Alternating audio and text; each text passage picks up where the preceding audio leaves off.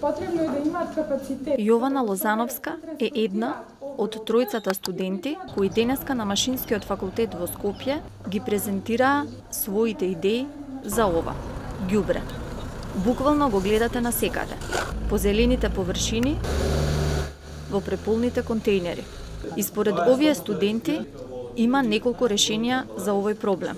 Например, Јована рече дека е потребно да се модернизира инсенераторот во депонијата Дрисла.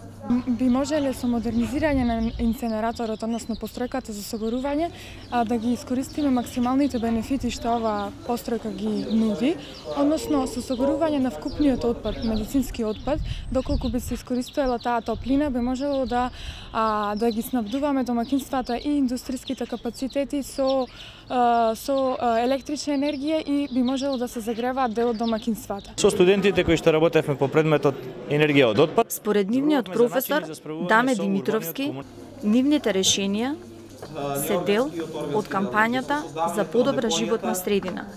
Не игнорирај, реагирај. Решенијата што ги истражуваат студентите и што ги нудат како решенија за тековите на отпад со кои што се бават, се вистински решенија по кои што државата треба да постапува.